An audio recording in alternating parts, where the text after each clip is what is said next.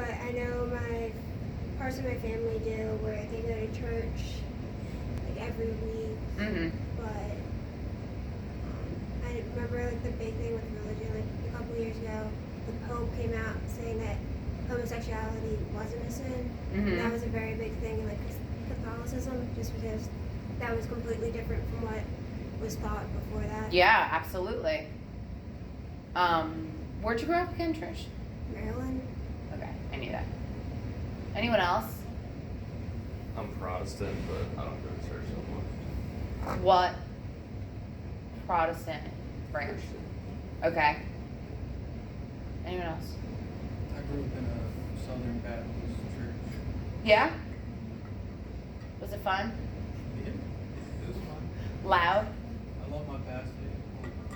Yeah, I mean, my younger days it was more packed. It was more like there was more people. But then as I started to get older, like it had burned down and we Oh, had to no. move churches.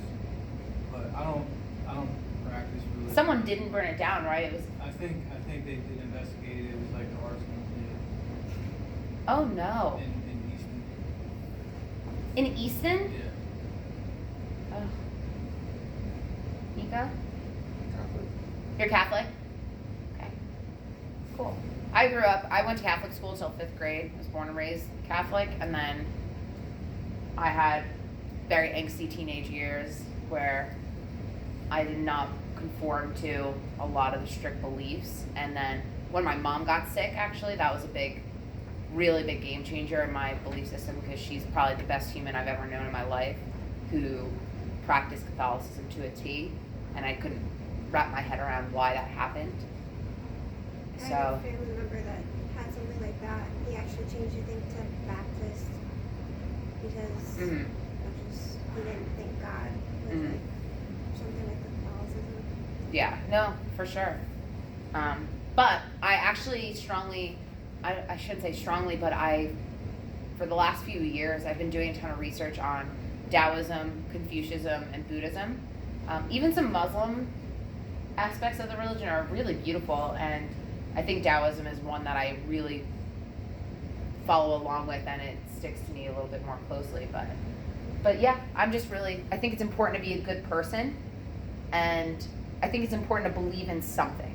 Doesn't matter what it is, like literally it could be the skeleton, I don't care. But I think it is important to find like belief in one thing or something. Okay, so again, religious organizations, they provide a framework of reference and meaning. A lot of people find that some of their deepest values, beliefs, and morals are wrapped around that particular religion. Others are not. They at least just use it as a guiding point for their life and a way to follow and respect something. And it is predominantly successful, except for over the last like thousands of years, religion is a basis of war as well. Whereas I kind of mentioned before, when people don't seek to understand and respect something else in their other religion, it makes people very uncomfortable, and that's where a lot of those underlying turmoil issues kind of begin.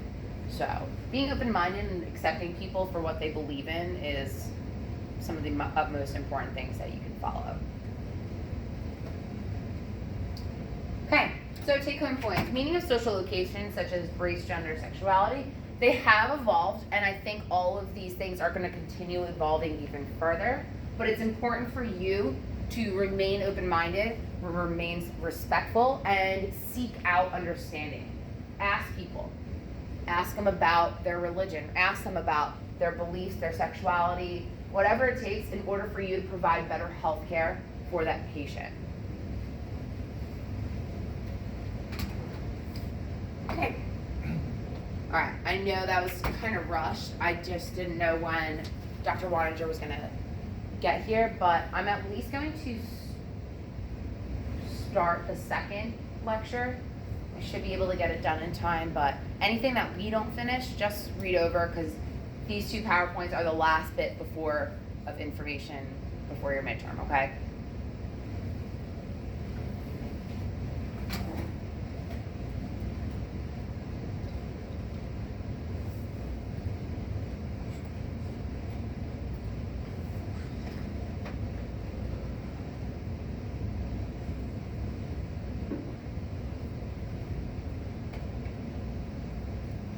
Okay, so this really bounces off, hence why the titles are the same, bounces off that our last PowerPoint and everything we just kind of went through.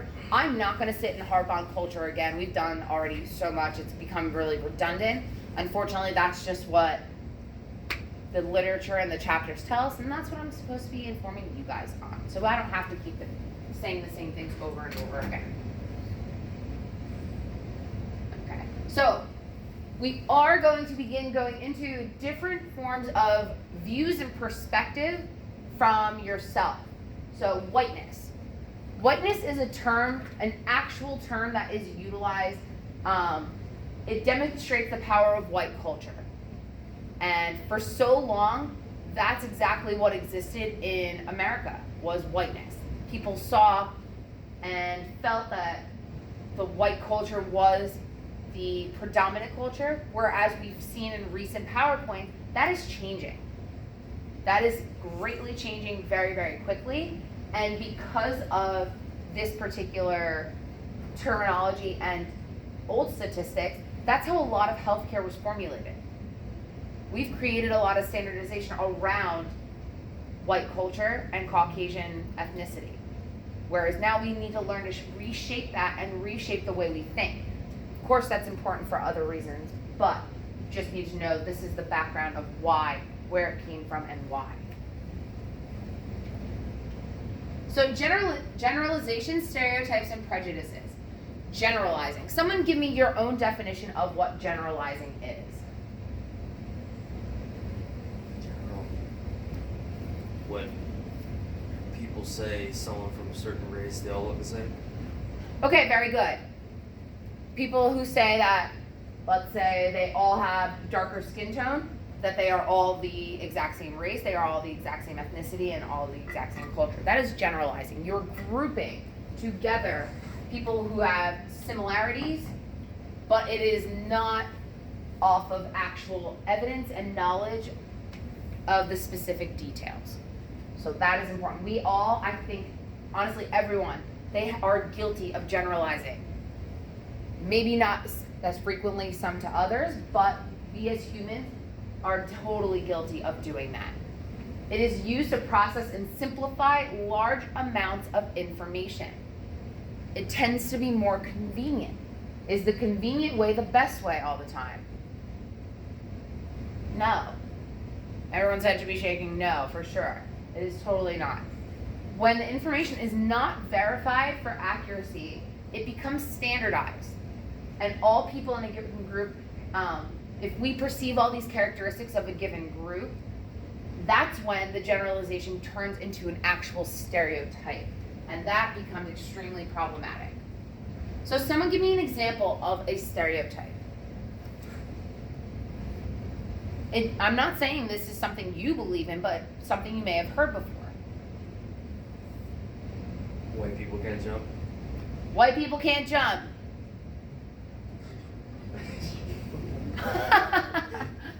Amir? Give me a stereotype.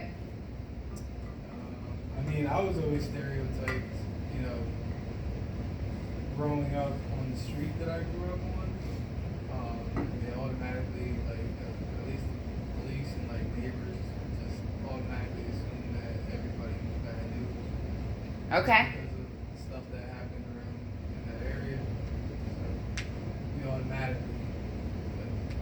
So anyone who grew up on Spruce Street was automatically thug. Right. Okay.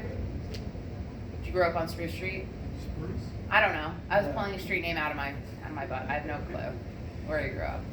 Nico, give me a stereotype. Athletic trainers tape ankles for a living.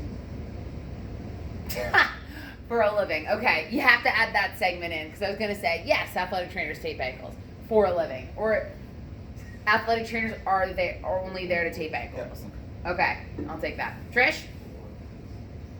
Some people think like people in the South are just dumb because they just are slower at like way of life. Uh-huh. Okay. What?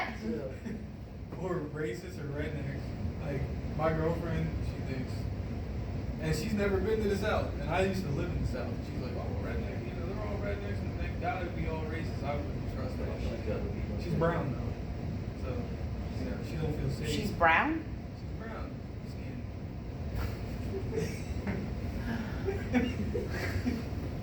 She ain't white. You are the epitome of my PowerPoint right now. Okay, so there are many different stereotypes that exist out there. The point is knowing the difference between generalizing and stereotyping. Stereotyping is when you identify a particular group about that generalization. So here's a ton up here. Some of these are really interesting. Some are funny, some are really hurtful but true. Let's see.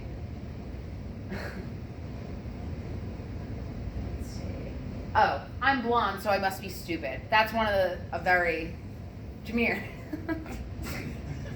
Some of these are actually true. Trish is extremely smart and she is blonde. That is true. I had that one growing up, yeah. What other ones up here stick out to you guys?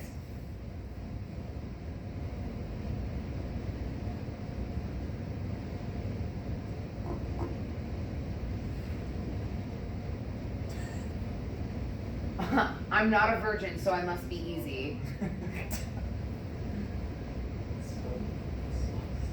Oh snap! What? Somebody's German, so they must be a Nazi. Exactly.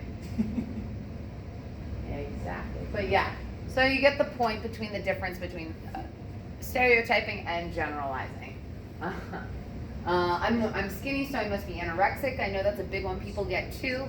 It's you're identifying a particular group with that generalization. So stereotypes can be positive or negative.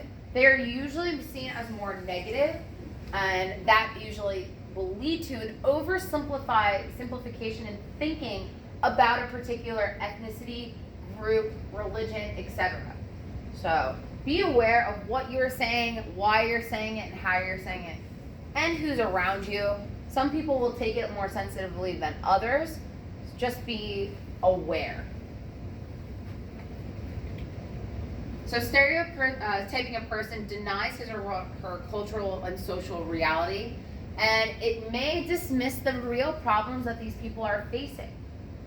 Because we see someone, we know of stereotypes, we see someone, we may create a stereotype, we might not be looking at the actual issue behind with that person because we're too busy concentrating on the actual stereotype itself. That within healthcare is super problematic. Now, prejudice. Prejudice is when a negative thought or feeling becomes attached to a stereotype. I love this example at the bottom because it really justifies the two different things. So a stereotype, which I actually think is the complete opposite. I guess the stereotype is all Mexicans are lazy. I would say black people. Maybe that's a stereotype too. But then here, the prejudice, we're gonna throw a negative in there. I don't like Mexicans because they're lazy. Jameer doesn't like black people because he thinks they're lazy. My whole family's lazy. But see, you're generalizing. I mean, I know that for a fact. You Not know all that of them, every most of single. them. I would say most of them, not all. I would say the majority. See, Jameer is generalizing now. I feel like he's just digging himself into a hole. In a hole. You're I in mean, the it is what ditch. it is. It's the truth. It's the truth, though. Out of all but most. Until they prove me otherwise. I'm trying to think of, I don't know why I can't think of others, but I think this is a really good example. Just explaining the difference regardless of what the actual stereotype is, but now we throw in that negative connotation. I don't like that person because of their stereotype. I got one. What? What? Don't take offense to this, Nico. You have to practice. Do it. I always think maybe not Asians in general, but Chinese people are cheap, and Indians too. But that's good. Like they're good with their money. Well, there's also Jewish people are cheap too. Is what Jewish people another are one good is. with their money too. But you're in my Not opinion, all I of think them. you're generalizing that Or You never you're put creating an everybody in one assumption category. Yeah. because people are cheap. Does that mean they're good with their money? A little bit. Yeah. Not necessarily. Not necessarily. They could be cheap because they don't. They have might the be money. trying to pull a fast one by you and they just don't want to spend the money towards something that should be worth the money. That's true. You know what I mean? Yeah. But I get what you're saying. I do hear those often. So what? What? Good. They just looked at each other and started laughing. Moving on. Please, Phil, enlighten me. No, we're good. You got something to say? That's my meditation Okay, so what can we do about this? Honestly, there really isn't much we can do. We can't change people's opinions on things. We can create awareness though. You can make yourself aware that you are stereotyping, you're generalizing. You can make someone else aware, like we are doing in class right now. Jameer was generalizing and stereotyping, but I'm not going to be able to change his opinion. I could just at least make him aware of what is going on. You could try and correct possibly that stereotype. Might make it a little more accurate or inaccurate. It all depends on what it actually is. I don't necessarily think that about everybody, but like when I meet, like I'm talking to a black guy or something, I'm not automatically thinking that of them. Okay, You know. good. But it's just my history, that's just what Has I'm led you told, to that. Yeah, but that doesn't mean Okay. I think about that like when I see other people, and if I don't know them, I'm not gonna assume that about them. Okay. And don't get me wrong, It's just the information that I've gathered mhm. on that. I have my own quote unquote stereotypes that I try not to generalize with everyone, that anyone from New York is rude, I think. And it's hard for me to not talk to someone from New York and be like, I think you're already rude, but I get it. You're okay, I promise. It's okay. Okay, advantages, disadvantages, and privileges. So an advantage, someone that has an advantage means to occupy a superior position, to enjoy a benefit, or to gain something. We see this in athletics a lot. Some people have an advantage over others, whether it be something internal or external. It all kind of depends on the circumstance and the scenario, but we do see this a lot. In athletic training, we actually see this a lot too. It could be a superiority thing over inferiority thing. Students versus preceptors. It could be two preceptors, one has been there for 12 years versus one that has been there for 2 years. They will have different roles and responsibilities. That's an advantage. In athletics, we see this with different types of steroid use. Legal steroids versus illegal steroids. Actual steroid use versus not. People who utilize steroids, it is considered an unfair advantage. All people have access to it, but it's enhancing performance. So just kind of little areas to think about. A disadvantage means experiencing an inferior or prejudicial condition or suffering a loss of some sort of damage, particularly to one's reputation or finances. So disadvantages we see this a lot more with different culture to culture, society, also geographic location. We see a lot of disadvantages as well. Someone give me an example of a cultural disadvantage that you may have seen and how it's played a role in society. The biggest one that we talk about in the country is African American. Okay. Poverty, Okay, just in the inner cities and stuff. keep going. And that they're not given opportunities that other people might. Okay, good. I don't agree with I don't Well, think what you he agree. said, there was a social experiment, so to speak, done. There was like just a random group of people, some African Americans, some whites, some Asian, whatever it was, and they had to race from one end to the other to get like $100, whatever, $10, whatever it was. And naturally, the guy was like, "Well, no offense to the white people, but you'll lose in the foot race against these guys." So it's trying to level the playing field. Each time something applies to you, begin to move forward a step and be like, is your father still in your life, or whatever like that? Do you have running water in your house? And it's, Was this something you saw online? yeah. Okay. It was like in a park or something. A lot of people Yeah, okay, keep yeah. going, keep going. I never actually sat and watched it, but I had a feeling this is where It was you're it was going. about that, and it I can't remember all the details through it, but it came down to like the different kind of advantages and privileges that are there, but people don't think that they have for other Mhm. people. And at the end of the experiment, some or most, if not all, of the African American population were at the starting line still. Some before like maybe 5 steps, while all of the other races that were included were at the finish line basically. Yeah. There's still there's some mixture. There's some whites that were on the line Mhm. still. You know, it all depends on where you grew up, but that was the But a majority. yeah. Yeah. And I agree. I think culturally and ethnically, we see a lot more disadvantage one to the other than we do in other senses of life. And it's a real shame when you hear people talking about their quote unquote issues that they have in life, and they don't even realize how much more of an advantage some people are over the other. I think it's a really large naivety thing that people are just oblivious to what they have and and what some people do not have.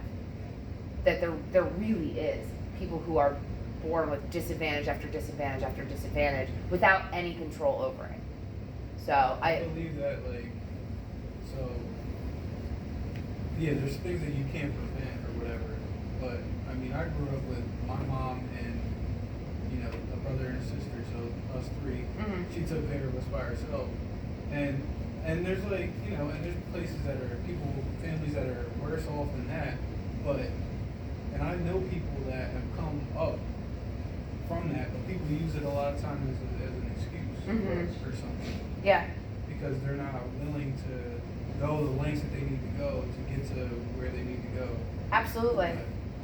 So I really don't feel bad for anybody who tries to use that for an excuse, because I know too many people that have overcome all that stuff. It's all about how you perceive your situation and how you change your mindset to do something about it. And it's hard. No one's saying that. But No one's denying it. You started with the disadvantage. And Right. It's just that. You gotta accept that and do what you gotta do to get through that. That's Right. it.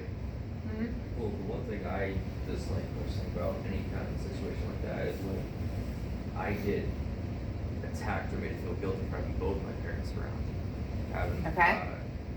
A nurturing environment, so to speak, and then I just get assumed or whatever that I'm from Barbados, so they assume that I'm from a rich white family.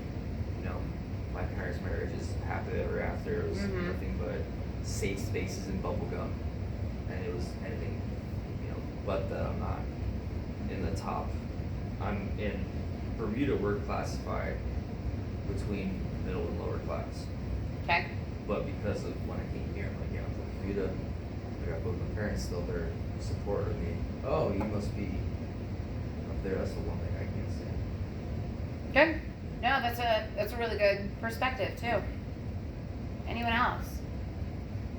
Trish, you look like you're about to say something. Well, those two over there assume that just because I'm from a middle class white family, I was going to go to graduation. What? Who What? said that? Who said that? We just- You two. That you were gonna attend the graduation? Like, that was your reasoning, because I didn't want to go to graduation. I am, but I didn't want to. And they were like, oh, well, what are you talking about? She is going. So, like, people just kind of assume because I am from a middle class white family that I'm going to do what you would consider, like, the typical American path. Gotcha. Boys. Well, I'm just saying, I just knew she was going to go to graduation because it was a conversation that That came was up not a year guaranteed. ago or whatever it was. I was saying. I've been saying I didn't want to go to graduation since But I entered this out of her program. own mouth, it was my mother with me. Yeah, my parents So told me I was to like, go. all right, so she's going to graduation. Whatever. Anyway, Trish, if it makes you feel better, I I mean, the reasons I didn't want to go to graduation was I really dislike settings like that. It makes me very, very uncomfortable. I didn't attend my 8th grade graduation, high school graduation. I just refused not to. Yeah. And grad school I didn't go to either. Undergrad was the only one. With Carver. Right next to me. Fast. Anyway, privilege. So privilege involves a right or immunity granted as, or an advantage or favor, especially to some and not to others.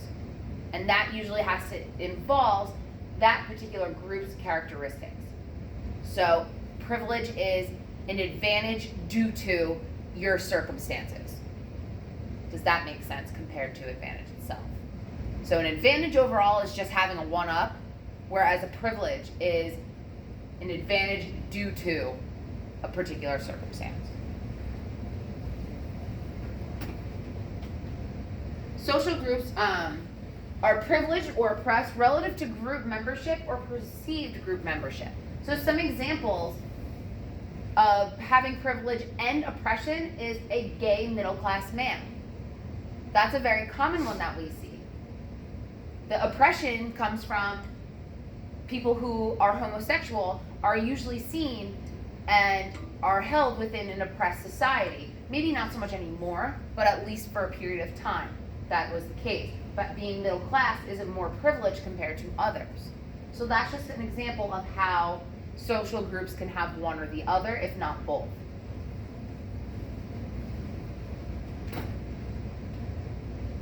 So self-reflection. It is important to explore how systems of advantage, disadvantage, and privilege affect one's life and our work as an athletic trainer. I'm going to speak on behalf of myself and for different gender equalities and inequalities. There have been times where I was way more qualified than someone, I had more experience than someone, and I damn well interviewed better than someone else, but I did not get the job, and I should have and could have filed a Title IX lawsuit, but because I was a female. They told me so. And so it happens. This is a prime example of where we still see inequalities within athletic training. Healthcare in general. A lot of male sports teams don't want female athletic trainers as their athletic trainer. And then sometimes vice versa. Females don't want to work with male teams. Males don't want to work with female teams. So it kind of goes in all different directions, but that's just a big example of how we still see different disadvantages and advantages in our own workplace. Have any of you seen that amongst any of your clinical sites or in any other workplace form?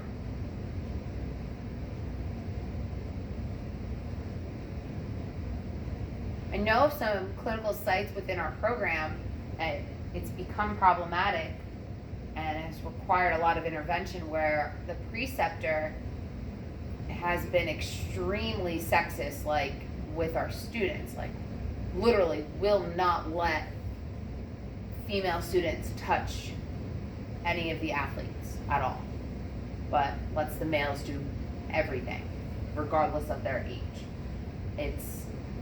And it grew a problem when we found over 4 different girls at different times have reported this with this person. So it does happen. It does exist.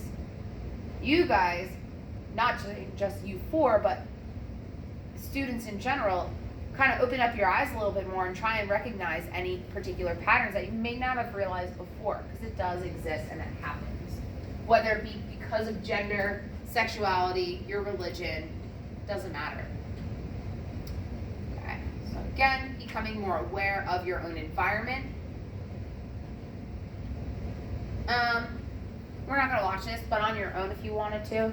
I love this little miniature earth. It represents how race, ethnicity, gender, disease, wealth can be, how it would be distributed in the world if it was made up of just 100 people. So it's a neat little thing. I just don't want to run over time.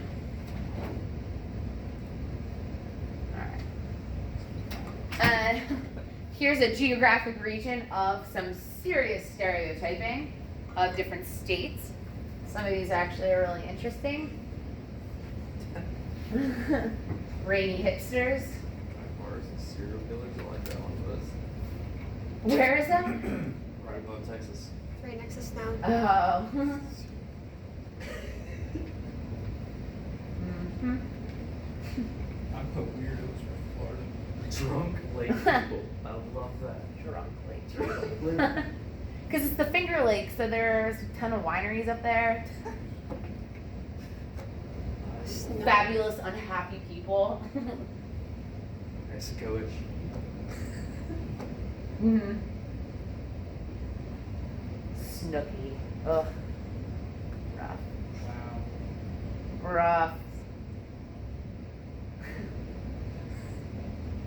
You definitely gotta have money to live up in like Vermont, right? Yeah. New England's pretty. I mean, maybe I'm generalizing, but it's a predominantly wealthy area for sure. For the most part. Yeah. New Hampshire, Vermont, Connecticut. That fried chicken should be the whole South. Well, then you have the obesity epidemic. I'm trying to drink. Mm-hmm. Chicago and grass. Where is that? Oh, Kentucky, because of Kentucky fried chicken. So smart. Mountains and meadows. Horses, etc. Yeah, this made me chuckle. That's funny. Definitely yes sir, yes ma'am. You see that all over the South. I'm surprised to see you Yeah. The next few slides are just a bunch of different charts representing lifetime likelihood of imprisonment. So I think this is actually a really interesting representation of how people stereotype a lot of ethnicity with imprisonment, and I think it's usually very, very unfair. So, just kind of interesting to look at. Actually, quick tangent off of imprisonment. Over this summer, I'm teaching a health and nutrition course in different prisons throughout New Jersey. Over the summer. Have fun. Thank you. I'm very excited. Good. I think it'll be a neat little opportunity. Feminism is a big one that has been a large uproar over the last 20 years. A lot of people who have come into power, I don't care if you're a Trump fan or not, a lot of things that Trump has said has created that big, large feminist outroar. So, just kind of representing some of these issues.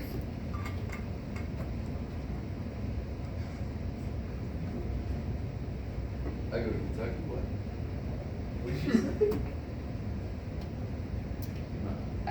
So, be aware of your surroundings, be aware of what you're saying and thinking.